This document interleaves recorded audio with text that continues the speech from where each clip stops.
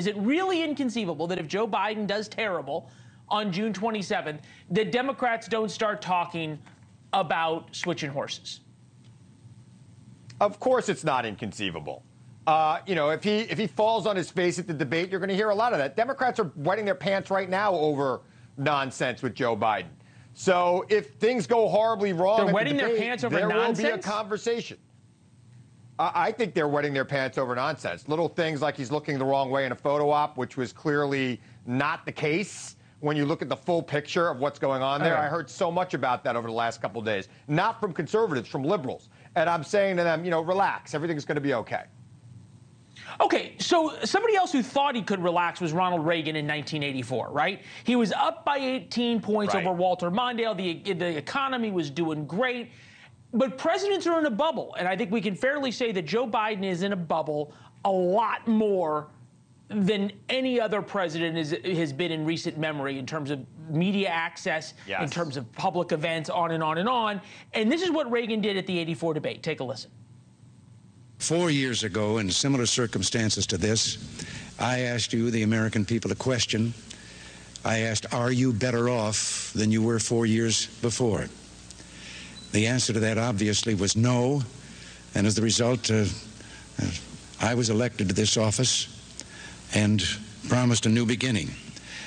Now, maybe I'm expected to ask that same question again. I'm not going to, because I think that all of you, or not everyone, those people that are in those pockets of poverty and haven't caught up, they couldn't answer the way I would want them to, but I think that the most of the people in this country would say, yes, they are better off than they were 4 years ago. That debate performance cost him 7 points. Are Democrats respectful? And are they talking to the White House and telling the White House that lives in its own bubble to be respectful of how high the stakes are? Yeah, I think the White House knows how high the stakes are, which is why they asked for an early debate. I think right now the questions of the president's age, which is legitimate. Look, he's 81 years old. Donald Trump's turning 78 tonight. They're both old men. Let's be clear. But Biden is in the bubble. You correctly point that out. His every word is parsed. So he has to come to this debate with the same energy he came to the State of the Union. And he's got to deliver the message clearly and concisely without rambling on like Reagan did in that clip. But if you remember, the second debate in 1984 was one of the great debate moments in the history of presidential debates, which I think sealed the victory for him. Right. That's when Reagan said, I'm not going to make youth and inexperience an issue. Just a minor problem. I think we can all agree that Joe Biden is not Ronald Reagan in his ability to communicate, especially contemporaneously. Nobody is. Nobody, and that's fair. So let's talk about how Joe Biden gets a win. Maybe right? Bill Clinton. How does he slam the door on Donald Trump, which I know Democrats are plotting right now?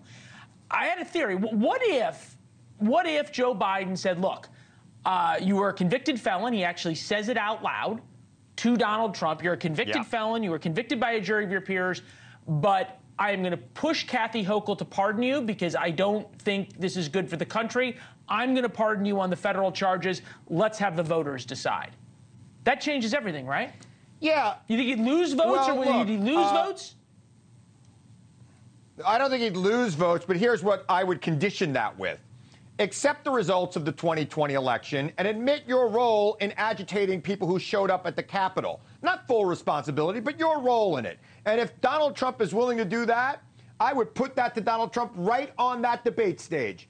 Admit that I won the election and admit that your words got people revved up that ultimately led to them storming the Capitol. And I will grant the full and clear pardon right now, Mr. Trump. Yeah, but I don't think Donald Trump is capable of that kind of contrition. That's not what Ford did, right? That's not how Ford healed the country.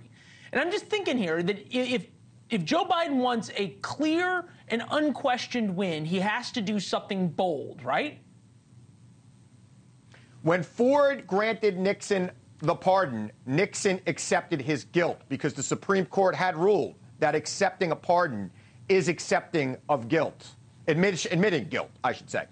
And there was a young U.S. attorney who had to deliver that message and get that admission from Nixon. We will never get that from Donald Trump. He's incapable of ever accepting responsibility for anything.